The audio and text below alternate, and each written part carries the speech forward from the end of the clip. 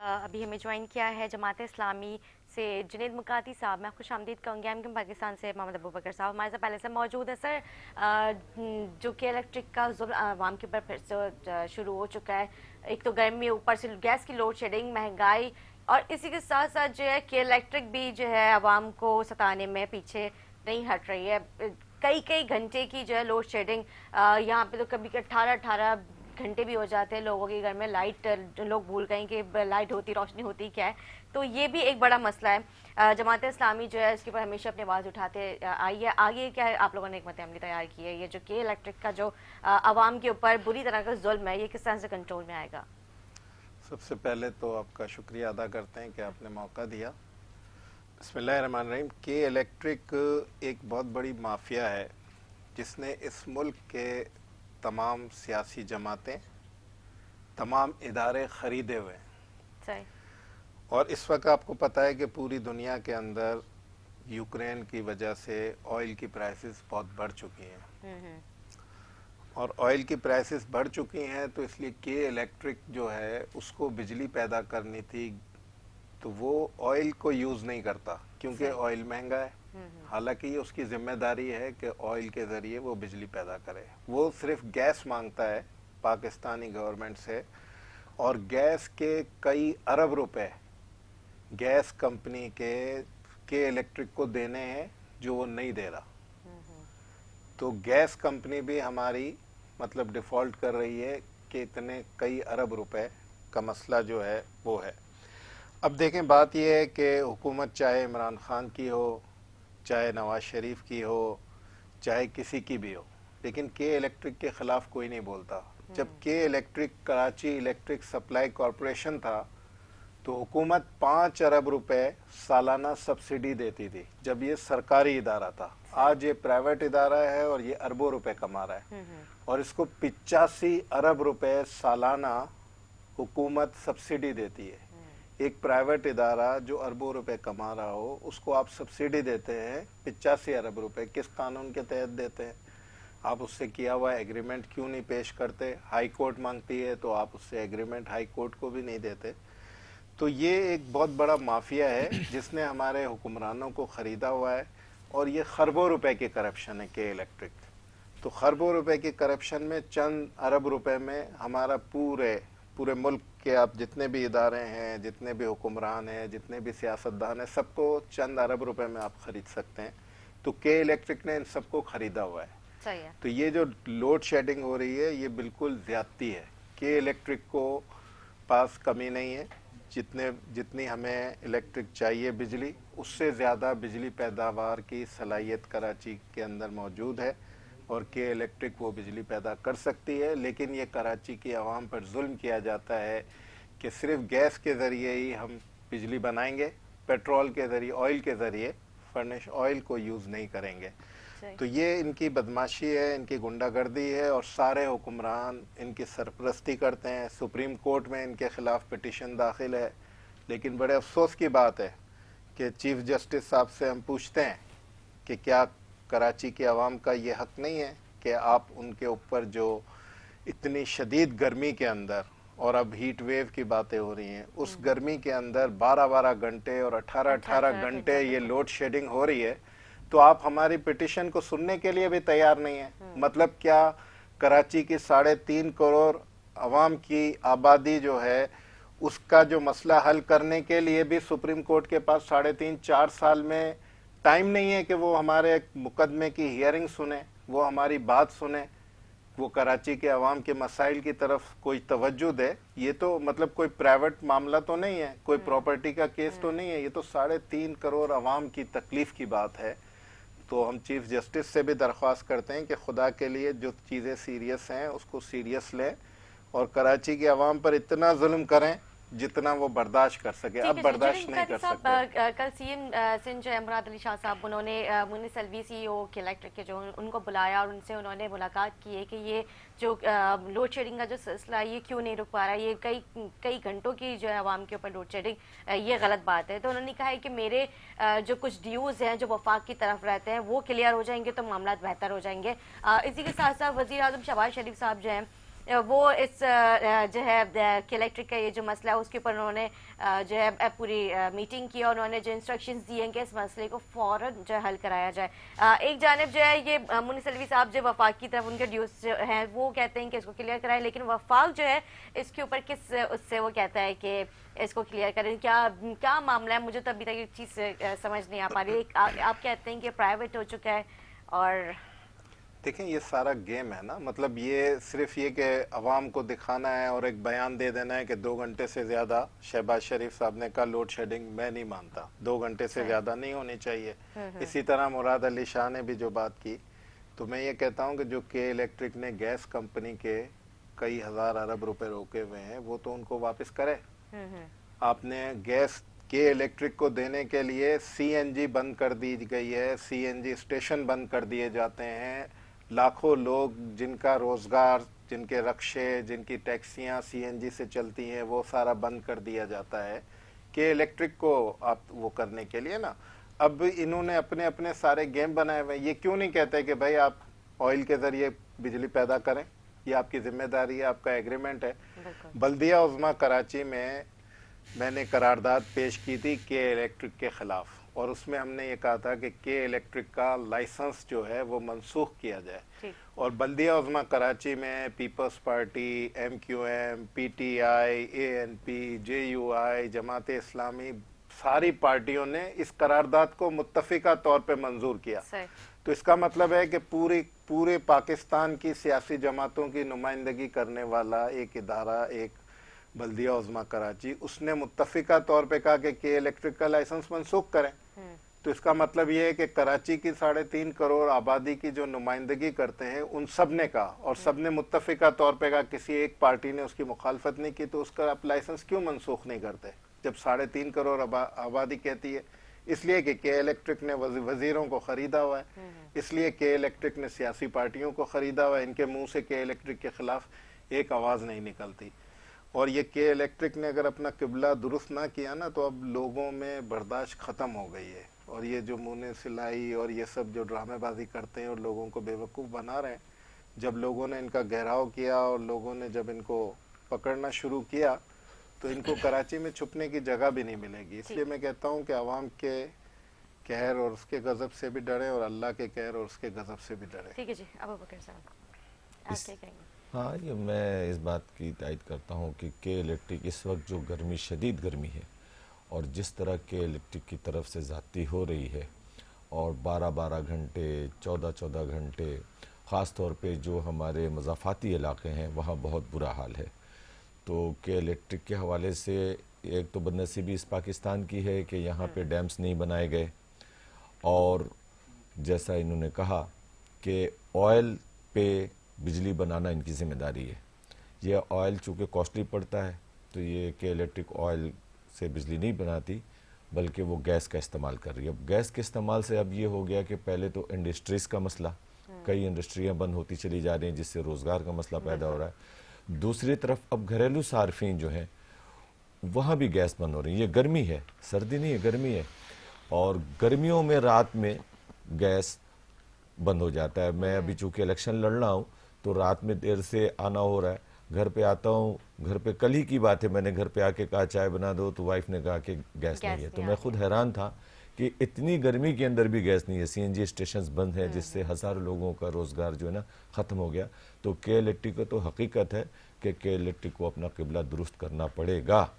یہ شہر کراچی پورے پاکستان کو اور اداروں کو اور حکمرانوں کو جو بھی ہیں ان کو کے الیکٹرک کی طرف ہنگامی بنیاد پہ, ابھی وزیر اعظم صاحب کی تقریر سن رہا تھا کہ انہوں نے بڑا برہمی کا اظہار کیا اپنے وزیروں پہ. برہمی کا اظہار نہیں بلکہ اس پہ امپلیمنٹیشن کی ضرورت ہے. انہوں نے کہا تو ہے کہ 2 گھنٹے سے زیادہ نہیں ہونا چاہیے, لیکن بعض علاقے ہیں کہ 1 گھنٹے کے لیے بجلی آتی ہے اور 2 گھنٹے کے لیے چلی جاتی ہے. صحیح بات ہے. تو اس مسئلے کو حل کرنا ضروری ہے, اور ہم بھی انشاءاللہ تعالی, میں خود اپنی قیادت سے بات کروں گا کہ قومی اسمبلی میں, سینٹ میں اس مسئلے کو ترجیحی بنیاد پہ اٹھایا جائے. بہت زیادہ یہ گرمی بالکل کے ٹھیک ہے نا بکر صاحب. پہلے جو لوگ پیٹرول افورڈ نہیں کرتے تھے, جو جنریٹر میں جیسے اتنی طویل لوڈ شیڈنگ کی ہم بات کر رہے ہیں, وہ گیس کے اوپر اس کو چلا لیا کرتے ہیں, لیکن اب یہاں پہ گیس کی بھی لوڈ شیڈنگ ہو گئی ہے, اور پیٹرول کی قیمتیں تو آپ کے سامنے ہی ہیں. اور ابھی کل ہی ہمارے پروگرام میں جنون لیگ کے سینئر ممبر علی گجر صاحب جو انہوں نے کہا کہ پیٹرول 170-180 تک جائے گا.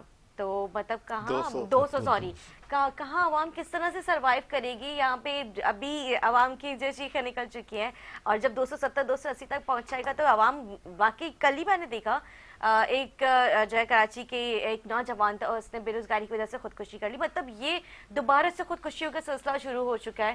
عوام کی کوئی پرسان حال نہیں ہے, سب اپنے اپنے معاملات کو دیکھ رہے ہیں. مطلب عوام اور ملک کو تو انہوں نے ایسے ہی چھوڑ دیا ہے. کیا کریں گے, کس طرح سے سروائیو کریں گے؟ سفید پوش لوگ اپنی زندگی نہیں گزار سکتے, اب وہ واقعی خودکشیوں پہ مجبور ہو گئے. یہ تو حقیقت ہے کہ دیکھیں اس ملک کو دونوں ہاتھوں سے لوٹا گیا ہے. اگر آپ آج سے 25 سال 30 سال پہلے چلے جائیں تو کراچی اور پاکستان معاشی طور پہ جس طرح ایوب خان کے دور میں کہ انڈونیشیا, ملیشیا اور دیگر ممالک کے لوگ پاکستان آتے تھے, اور محبوب الحق جب تھے معاشیات کو دیکھ رہے تھے, تو اس وقت آتے تھے کہ پاکستان دنیا کے اور ایشیا کے تیز ترین ترقی کرنے والا. لیکن اتفاق کہ اس کے بعد بھٹو صاحب آتے ہیں, اور بھٹو صاحب کی جب حکومت آئی تو پھر انہوں نے انڈسٹریلائزیشن کو نیشنلائز کر لیا, ایجوکیشن کو نیشنلائز کر دیا, اور وہاں سے پاکستان کا زوال شروع ہوا. جب آپ نے میرٹھ کا قتل کیا تو پھر کوٹا سسٹم لگایا. دنیا کا واحد شہر ہے کہ ایک تو کوٹا سسٹم, اور کوٹا سسٹم پہ کوٹا سسٹم, یعنی کہ سندھ واحد صوبہ ہے کہ جہاں کوٹا سسٹم کے اندر پھر ایک کوٹا سسٹم ہے کہ یہ شہری اور دیہی. تو ان نفرتوں کی بیج بوئی گئی ماضی میں.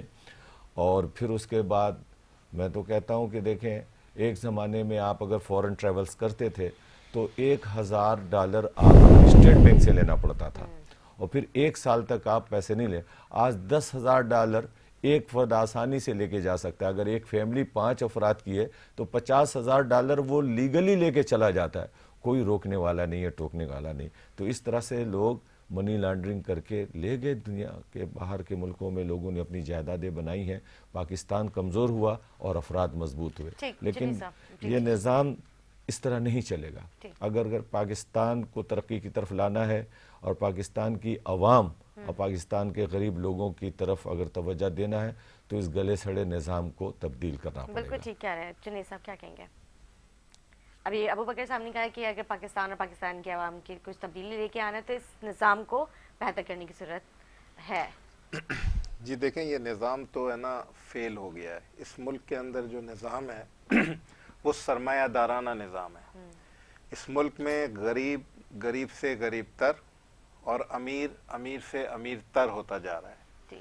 اور اس ملک میں یہ جو مسائل ہیں وہ یہ ہے کہ آپ کے پاس دولت ہے تو آپ دولت کے ذریعے دولت کما سکتے ہیں. مطلب آپ ایک چیز ہے مارکیٹ کے اندر, اگر آپ بیٹھے ہیں ادھر تو آپ ایک چیز, آپ کے پاس کیش پیسے ہیں, وہ پھینک کر آپ مارکیٹ سے 20 روپے چیز سستی خرید لیں, اور آپ کے پاس پیسے ہیں تو آگے ادھار دے دیں تو مہنگے پیسوں سے دے دیں. کسی آدمی کی قابلیت, کسی آدمی کی محنت, کسی آدمی کی عقل, اس کا کوئی ریوارڈ نہیں ہے. دولت کا یہ سرمایہ دارانہ نظام ہے, یہ ظلم کا نظام ہے. یہاں پر آدمی کی محنت, آدمی کی قابلیت کچھ نہیں ہے. ایک کسان کا بیٹا کسان ہی بنے گا, ایک ڈرائیور کا بیٹا ڈرائیور ہی بنے گا, ایک چوکیدار کا بیٹا چوکیدار ہی بنے گا. حالانکہ سسٹم ایسا ہونا چاہیے کہ چوکیدار کا بیٹا بھی ایک زبردست آئی ٹی کا, اس کی مینجمنٹ کرنا جانتا ہو, آئی ٹی کا اسٹوڈنٹ بن سکے, وہ ڈاکٹر بن سکے, وہ انجینئر بن سکے, وہ دنیا کے ساتھ چل سکے. لیکن یہاں پر کوئی ایسا سسٹم نہیں ہے. تو یہ جو سرمایہ دارانہ نظام ہے اس کو فوری طور پہ ختم کرنا پڑے گا آپ کو, اور آپ کو عادلانہ نظام لانا پڑے گا. دوسرا یہ کہ دیکھیں قرض جو ہے. اچھا جنید صاحب, میں گفتگو جو ہے جاری کرتے ہیں کیونکہ مجھے بریک کی کال کی جا رہی ہے. ایک چھوٹا سا بریک لیں گے. بریک سے پہلے میں ابو بکر صاحب آپ کا میں شکریہ ادا کروں گی. آپ کیا پیغام دینا چاہیں گے ہمارے ناظرین کو؟ میں سمجھتا ہوں کہ ایک تو میں اپنا پیغام دوں گا کہ چونکہ NA 240 پہ ضمنی انتخاب ہو رہا ہے, ڈپٹی اقبال بھائی جو ہمارے قومی اسمبلی کے ممبر تھے, رضا الہی سے ان کا انتقال ہو گیا, اللہ انہیں غریق رحمت کرے. ان کی جگہ متحدہ قوموں پاکستان نے مجھے نامزد کیا ہے، تو میں اپنے سننے والوں کو جو خاص طور پہ لانڈھی اور کورنگی کے علاقے میں رہتے ہیں ان سے گزارش ہے 16 جون کو اپنے گھروں سے نکلیں اور پتنگ پہ اپنا مہر لگا کر ہمیں کامیابی سے ہمکنار کریں تاکہ میں آپ کی خدمت کر سکوں وہاں کے لوگوں کی. ٹھیک ہے جی. اور اس کے ساتھ میری یہ بھی دعا ہے کہ اللہ تعالیٰ یہ الیکشن امن امان کے ساتھ اور خیر خیریت کے ساتھ گزار دے تاکہ جمہوری حق ہے جو کامیاب ہو وہ لوگوں کی خدمت کرے. ٹھیک ہے جی، بہت شکریہ ابو بکر صاحب. آپ کا ایک چھوٹا سا بریک لیں گے، بریک کے بعد پی ایس پی سے میں جوائن کریں گے، ہمارے ساتھ رہیں.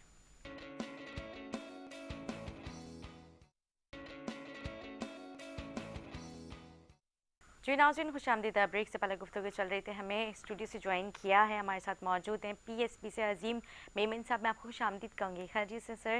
جنید مکاتی صاحب جماعت اسلامی سے ہمارے ساتھ پہلے سے موجود ہے. جنید صاحب آپ کی بات ادھوری رہی تھی مجھے کیونکہ بریک کی طرف جانا تھا، وہیں سے ہم کنٹینیو کرتے ہیں. جی دیکھیں، ہماری جو بدقسمتی ہے وہ یہ ہے کہ ہمارے حکمران جو بھی آتے ہیں باتیں الیکشن کے وقت اور حکومت سے پہلے بڑے بڑے دعوے کرتے ہیں، بڑی بڑی باتیں کرتے ہیں، بڑے بڑے وعدے کرتے ہیں، اور پھر جب حکومت آتی ہے تو پھر بالکل اس کے جو ان کا عمل ہوتا ہے وہ بالکل اس کے برعکس ہوتا ہے. صحیح. مطلب آپ مجھے بتائیں کہ اس ملک پہ جتنا بھی قرضہ ہے، کیا اس ملک کی عوام نے وہ قرضہ لیا ہے؟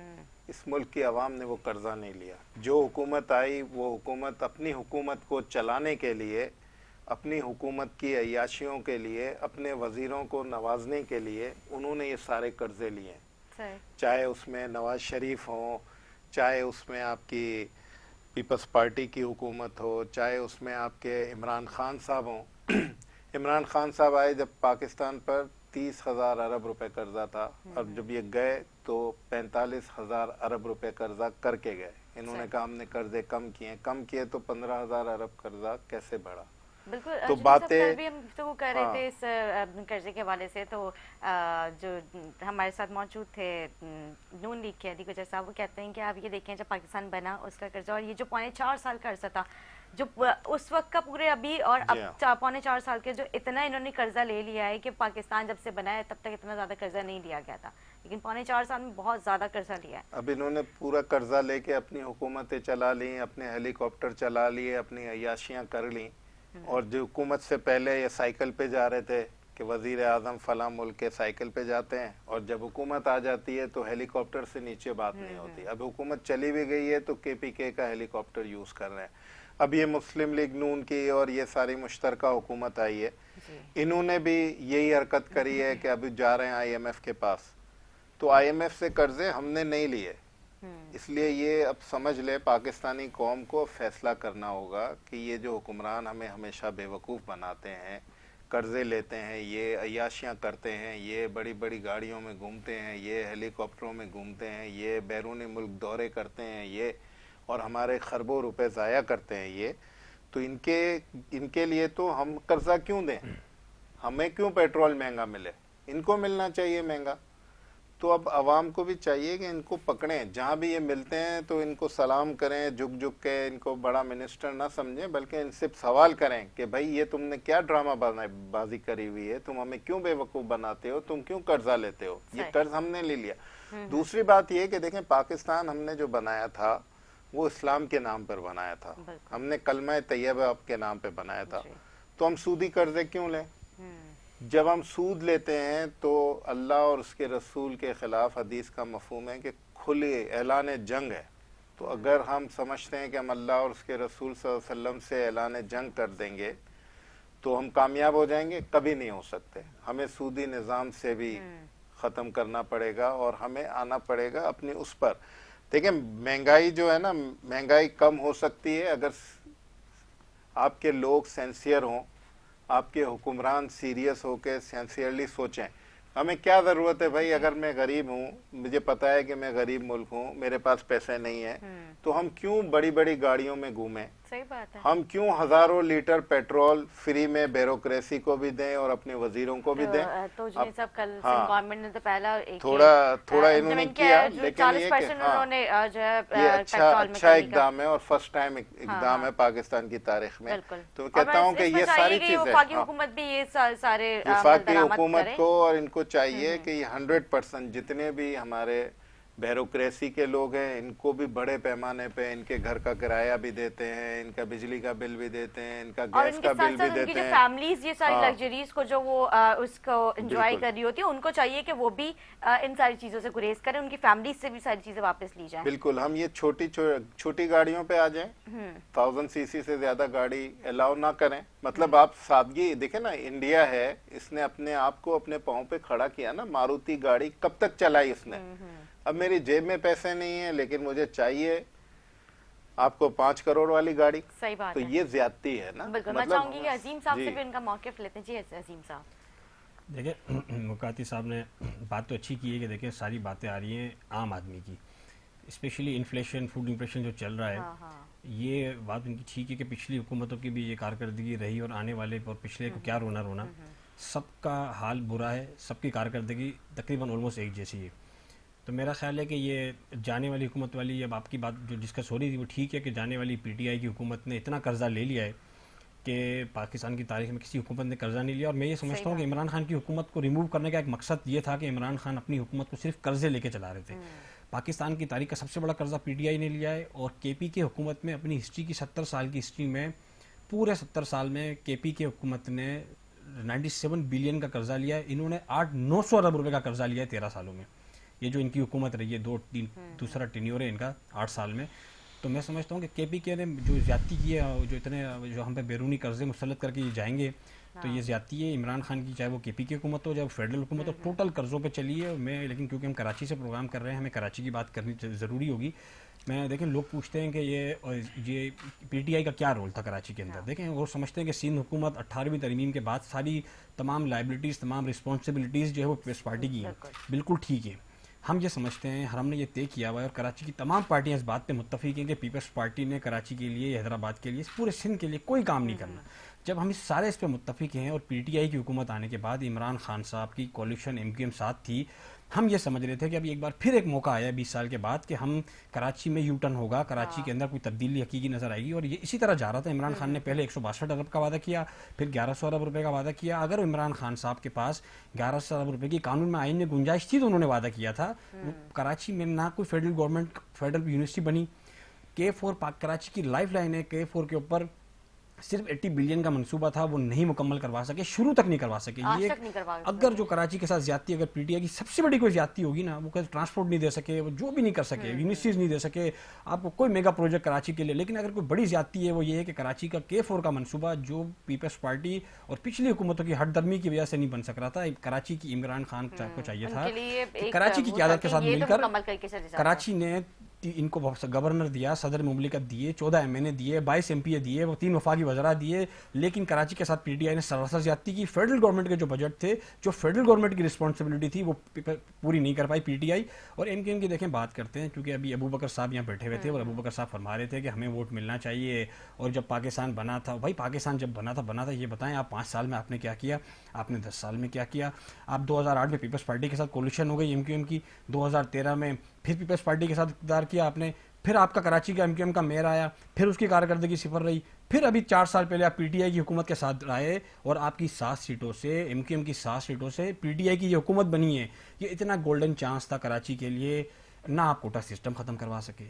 کراچی کی مردم شماری اتنا سیریس ایشو ہے کراچی کی مردم شماری کے وعدے ہوئے ہیں، گڈ نیوزز ہوئی ہیں، مٹھائی تقسیم ہوئی ہے کہ بس اس سال ہونے والی ہے مردم شماری. اب ہونے والی ہے. بھائی آپ سینسس نہیں کروا سکے.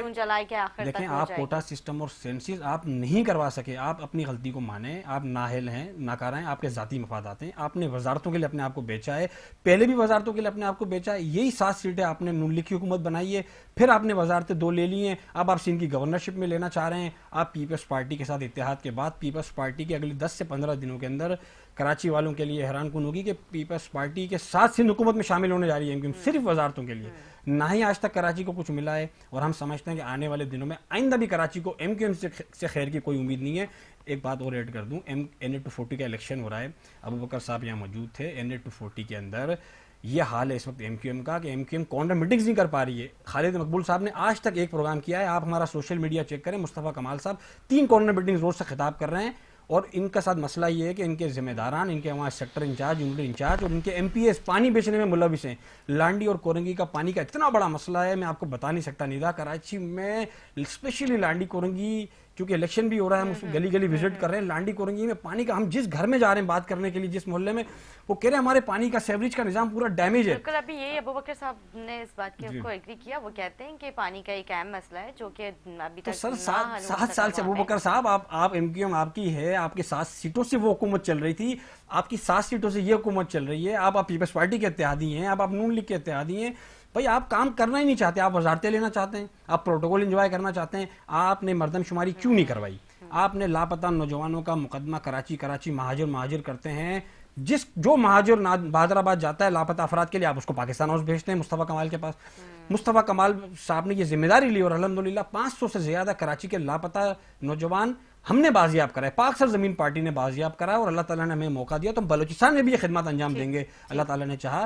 اور میں یہ بات ایڈ کر دوں کہ دیکھیں کراچی کے لوگوں کو میں یہ پیغام دینا چاہتا ہوں, کیونکہ ٹائم بھی پروگرام کا بھی شارٹ ہے.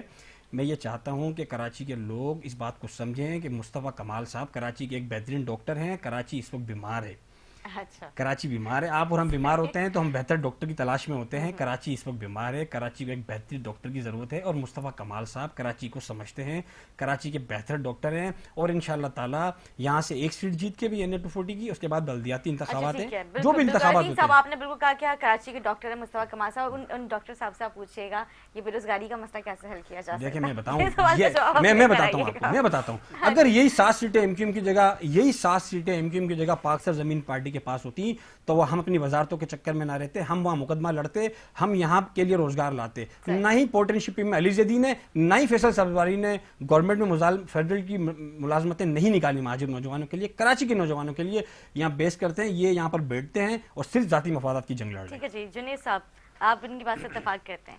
دیکھیں بات تو صحیح ہے کہ اس وقت جو اللہ تعالیٰ نے ایم کیو ایم کو موقع دیا تھا, پہلے بھی جو پی ٹی آئی کی حکومت تھی وہ ایم کیو ایم کی سیٹوں کی وجہ سے تھی, اور ابھی بھی جو حکومت ہے وہ ایم کیو ایم کی سیٹوں کی وجہ سے ہے. اگر یہ حکومت نہ دیتے ساتھ تو آج شہباز شریف وزیر اعظم نہ ہوتے. لیکن ہمیں افسوس ہے کہ یہ جو باتیں کرتے ہیں کہ 35 سال سے یہ کراچی کی عوام کو مہاجر صوبے کا چورن بیچتے رہے. انہوں نے دیکھیں, اگر کراچی کی آبادی 3.5 کروڑ ہے, اس کے جو مردم شماری صحیح ہو جائے تو کراچی سے وزیر اعلیٰ سندھ ہوگا. لیکن انہوں نے اس وقت بھی, اور نہ پی ٹی آئی سے معاہدے کے وقت بھی انہوں نے کہا کہ مردم شماری پی ٹی آئی کی حکومت نے مان لی, اور اس نے کہا کہ مردم شماری جو پچھلی ہے وہ ہم مانتے ہیں اور اسی کو رہنے دیں. اسی طرح کوٹا سسٹم بھی حکم ثانی پی ٹی آئی نے وہ کر دیا کراچی کے لیے, K4 کا منصوبہ پورا نہیں کیا. اسی طرح کراچی کے نوجوانوں کے لیے کوئی نوکری کا سلسلہ نہیں ہے. ہمارے بچے بیچارے فوڈ پانڈا کے لیے, ہمارے پاس کوئی ٹرانسپورٹ کی اسکیم نہیں ہے. K4 کا منصوبہ جو تھا وہ آپ کا K3 کا منصوبہ نعمت صاحب کے زمانے میں وہ 100 ملین گیلن, اس کے بعد K4 کا جو منصوبہ آیا, لیکن یہ کہ ابھی تک ایک بوند پانی کا کراچی میں کسی نے اضافہ نہیں کیا. تو بات یہ ہے کہ انہوں نے جو ہمیشہ بات کی, لیکن ابھی بھی موقع آیا تو اگر ابھی یہ جو بھی کہتے نا وہ بات مانی جاتی ان کی, اور وہ بات مانتے. اور اگر یہ جو مہاجر صوبے کا جو چورن بیچ رہے تھے وہ اگر ابھی کہتے نا کہ کراچی کو مہاجر صوبہ بناؤ تو عمران خان بھی مانتا اور یہ شہباز شریف بھی مانتا. لیکن یہ مہاجر صوبہ بنانے میں انٹرسٹڈ نہیں ہے, یہ کراچی کے نوجوانوں کو روزگار دینے میں انٹرسٹڈ نہیں ہے, یہ کراچی کو پانی دینے میں انٹرسٹڈ نہیں ہے, یہ کراچی کو سڑکیں دینے میں انٹرسٹ نہیں ہے, یہ کراچی کو تعلیم دینے کے لیے, صحت دینے کے لیے انٹرسٹڈ نہیں ہے, یہ کراچی کو ٹرانسپورٹ دینے کے لیے انٹرسٹڈ نہیں ہے. یہ کہتے ہیں گورنر ہمارا ہو جائے, ہمارے مقدمے معاف ہو جائے, ہمیں بریف کیس دے دو, ہمارے ذاتی مفادات پورے کر دو. یہ انہوں نے ہمیشہ کیا ہے, پہلے بھی کیا ہے, آئندہ بھی کریں گے، اور اس دفعہ بھی انہوں نے یہ کیا، پی ٹی آئی کے ساتھ بھی انہوں نے یہ کیا. تو کراچی کی عوام کا اگر کوئی مسئلہ ہوتا ہے کہ الیکٹرک کا مسئلہ ہو، واٹر بورڈ کا مسئلہ ہو، اگر کراچی میں بارش آ جائے تو لوگوں کو نکالنے کے لیے، لوگوں کے گھروں پہ راشن پہنچانے کے لیے جماعت اسلامی کی ٹیم تیار ہوتی ہے. کووڈ کا مسئلہ آتا ہے تو جماعت اسلامی گھر گھر جاتی ہے، لوگوں کی خدمت کرتی ہے، لوگوں کی مدد کرتی ہے. بحریہ ٹاؤن والا اگر لوگوں کے پیسے کھا جائے، ان کو پلاٹ نہ دے، تو اس سے 2.25 ارب روپے بحریہ ٹاؤن کے متاثرین کو جماعت اسلامی کے لوگوں کے ذریعے 2.25 ارب روپے کی ریکوری کروائی گئی ہے. وہ بحریہ ٹاؤن جس کے خلاف کوئی بات کرنے کے لیے تیار نہیں ہے، جس کے خلاف کوئی کھڑا ہونے کے لیے تیار نہیں ہے. اگر نادرا کا مسئلہ آتا ہے تو الحمدللہ جماعت اسلامی کھڑی ہے. کوئی بھی کراچی کا مسئلہ ہو تو کراچی کے مسائل کا اگر حل کوئی کر سکتا ہے، اور جماعت اسلامی ہے. ہر جگہ پر آپ کو حافظ نعیم نظر آئیں گے کہ الیکٹرک کے لیے ہمارے لوگ شہید ہوئے، ہمارے اوپر فائرنگیں ہوئی، ہمارے اوپر شیلنگ ہوئی، لیکن ڈٹے ہوئے ہیں، لگے ہوئے ہیں، کراچی کے عوام کو حق دلانا چاہتے ہیں. کوٹا سسٹم کا خاتمہ اگر کوئی کروا سکتا ہے تو 35 سال سے ایم کیو ایم نہیں کروا سکی نا. 35 سال میں ایم کیو ایم پاور میں رہی ہے، ایم کیو ایم اپوزیشن میں نہیں رہی. ایم کیو ایم جس کی بھی حکومت ہو، نواز شریف کی ہو، آپ کی زرداری کی حکومت ہو، یا مشرف کی حکومت ہو، یا عمران خان کی حکومت ہو، یا شہباز شریف کی حکومت ہو، یا فوج کی حکومت ہو، ہر وقت ایم کیو ایم حکومت کے ساتھ رہی. ابھی بھی گورنر جو انہوں نے ڈیل کری اس میں یہ کیا کہ بھائی گورنر ہمارا ہوگا، تو ابھی نسرین جلیل صاحبہ کو انہوں نے گورنر کے لیے نومینیٹ کیا ہے.